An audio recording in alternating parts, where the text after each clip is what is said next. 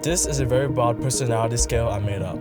Where would you put yourself between these lines? For me, it was here for the majority of my childhood and teenage years, but as I grew up to adult, it swung back and forth just like this. My journey from introvert to extrovert didn't happen overnight.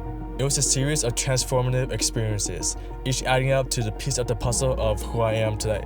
I was a very energetic, positive kid, always eager to do fun things with my friends. You gotta remember, this was back in like 2010, 14 years ago when tech and social media wasn't the same thing. I made lots of silly video skits and uploaded them to my YouTube channel with friends, capturing our childlike enthusiasm and just honestly doing stupid shit. It was purely because it was something I wanted to do for fun. But looking back now as an adult, I wonder what part of me went away and why.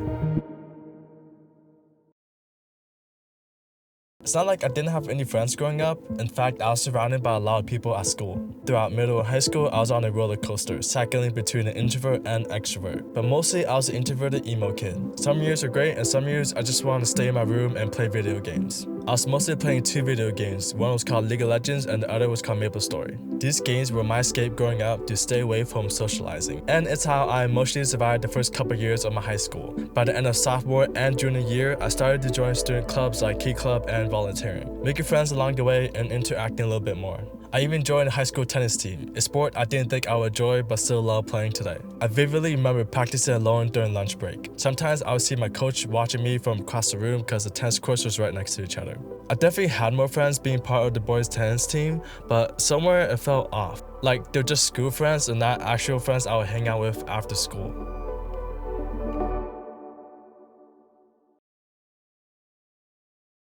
I was in a toxic relationship the first 2 years of high school that made me antisocial. Then in 2020, I graduated college in the midst of the pandemic, with nothing much to do for the first 2 years. But one thing that kept me in the community was joining a student organization called VSA, Vietnamese Student Association. It's a big Asian org that's pretty well known across the states, and that's how I met most of my college friends. In summer 2020, my friend Christina messaged me and asked if I wanted to capture the VSA summer camp. I was reluctant at first since it's been a long time since I was socializing, but I decided to give it another shot and volunteer as a media member for VSA. Little did I know, saying yes back then changed who I am today without even realizing it. The vibes were so carefree and relaxing, like it was just so cool hanging out with a bunch of Asian people. Being around these goofballs really let my guard down, as if nobody would judge me if I was just a little bit unhinged or silly.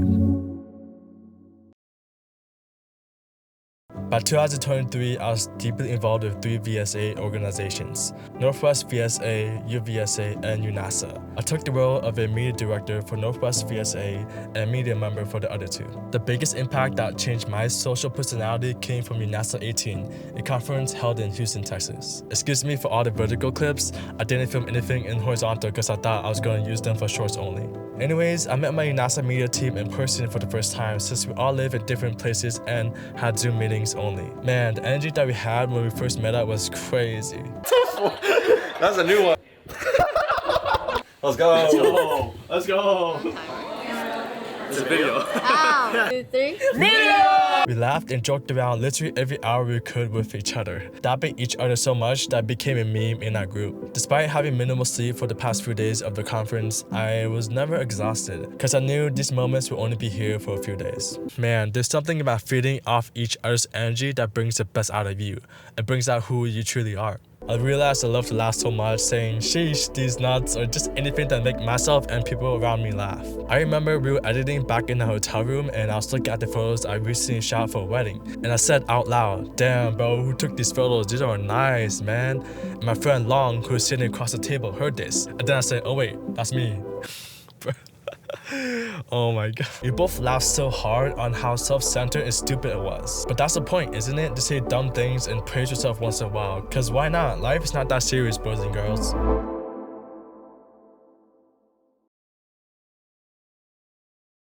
It's hard to pinpoint when exactly my personality and outlook on life changed. I'm really like a kid now, embracing my inner childhood but in adult form, you know? Feels like I was in a video game and changed my character. It was something I was never aware of growing up, but it was just like I just accepted it, like yeah, that's who I am. After going through all of these experiences, I'm pretty sure this is how I'm gonna be getting older. Being funny, sarcastic, and surrounding myself with good people and relationships. If you ever felt stuck in a shell, remember life has a funny way to surprise you. I want you to take chances you might not be comfortable with. Maybe, just maybe, you'll find a new side of yourself that you never knew existed, just like how I did.